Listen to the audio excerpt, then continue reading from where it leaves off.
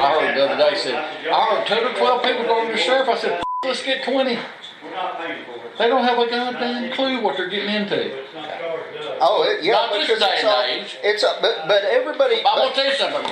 If it was back in the day, would Alan Marshall take a damn blackjack, whoop their ass, and throw them in the cell? I'd run for chair. Yeah. Well, it's not like that no more. I know. We're taking them down here on Mud Creek and hang them up with the damn rope. Yeah. But you can't do that. The thing about it is, they got more rights than we got. Now, after finishing the probe, the investigators will submit their findings. They got the nerve to investigate. They will submit their findings to the appropriate authorities for felony charges to be filed on those involved. The sheriff's office post states. So they still trying to go after the journalists. Oklahoma Governor Ken Stitt is calling for the resignation of all 4 officials. Good for you, Governor. And this is what the governor had to say. I am both appalled and disheartened. You got that right, Governor.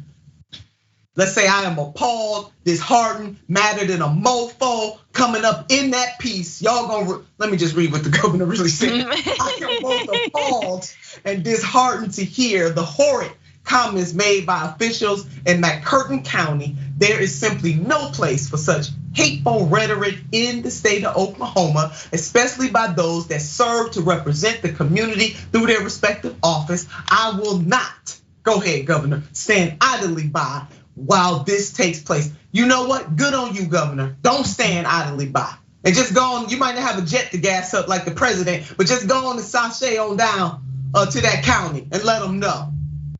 Let them know. I mean, I think what's incredible to me, what I think about is the role of media and journalism and local journalism in this case in outing some of these, horribly racist moments, violent moments.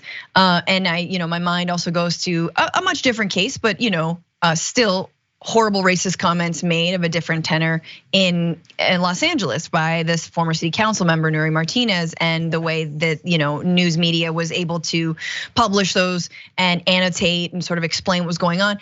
And I think this is what happens, and not enough, journalists and not enough outlets actually do this, which is they all love to talk about crime, a lot of coding for Black and brown people in the crime discussion, unhoused people, mentally ill folks.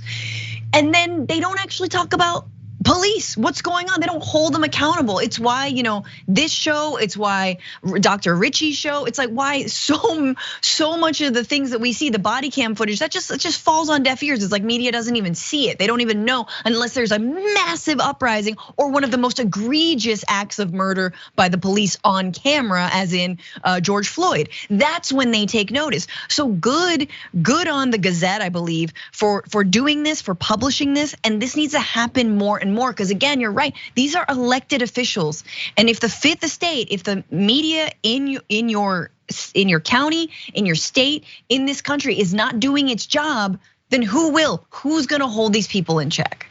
That's exactly right, Francesca. And there was a time. I mean, the way that these people are comporting themselves is not new. No. And that's another reason why we got to just say, wow, in the 21st. That's the only reason why I'm saying, wow, in the 21st century.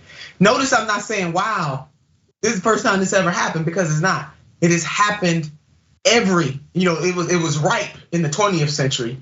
When you talk about white terrorist groups like the KKK, members of the sheriff department, elected leaders were members of the KKK. Now imagine, Francesca, Black people are paying taxes in this county too.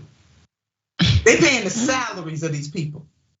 But then they got to endure, wonder whether or not they will get justice under law. Ain't that some stuff?